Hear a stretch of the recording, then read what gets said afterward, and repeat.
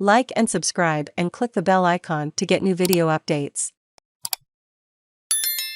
Chinese investment has decreased, but the communist superpower still controls major Australian assets after buying up infrastructure, land and water. China has turned the cash tap off for Australia and slashed its big money buy-up of Aussie businesses and land, but vast tracts of the country are still Chinese-owned.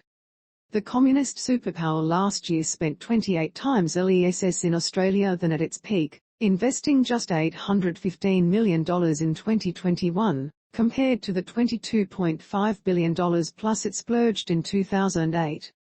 Since the global financial crisis, China has pumped a staggering $153 billion into Australia, splashing more cash here than anywhere else in the world except the USA.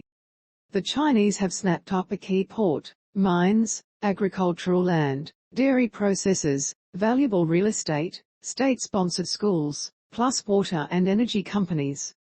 Almost every aspect of Australian life now has Chinese influence, even down to paying with Afterpay, which is part owned by China's Tencent. But deteriorating relations between China and Australia, which this week saw Defence Minister Peter Dutton warning of a possible war, has cut off the cash flow. Plus 12 View Gallery, a map highlighting some of China's purchases and deals on Australian soil. Latest figures in a new study reveal Chinese investment in Australia in 2021 was down by almost 70% on 2020, which was already the lowest since 2007. Tougher scrutiny for overseas takeovers and tighter screening have been key factors for China's sliding interest in Australia, said international accountants KPMG in the new report. Just two major Chinese acquisitions made it past Australian business regulators in the past year, after earlier Beijing bids for Lion Drinks and Elita Resources, worth a combined $670 million, were blocked. Both of the latest buys were in the mining sector, with 24% of lithium miners AVZ Minerals bought by SoCath Energy Technologies for $318 million. And Balmoral Iron Proprietary Limited bought by CITIC for $187 million. Overall, just 11 Chinese transactions got the green light in the last year, compared to 20 the year before. There are a number of administrative obstacles in more stringent regulations for Chinese companies investing in Australia now, report co-author Dr. Hans Hendrich told Daily Mail Australia. And the political issues mean people would consider the long-term commitment very carefully now before they decide to invest. Despite covered, China still increased its overall overseas spending in 2021, with Beijing investments in Europe growing by a quarter, and a shift in strategy to see more cash for smaller, more local projects than the bigger acquisitions of the past. But China's 15-year spending spree here means the superpower still owns huge chunks of Australia, despite the escalating tensions between the two nations. Plus 12 View Gallery, the Northern Territory government decided to lease the port of Darwin, pictured, now known as Darwin Port, to Chinese-owned company Landbridge for 99 years. Plus 12 View Gallery, China's President Xi Jinping is pictured in December 2019 during a trip to Micronesia. The tense standoff has called into question the 2015 decision to grant a 99-year lease on the port of Darwin to Chinese-owned Landbridge, which has links to the People's Liberation Army of China.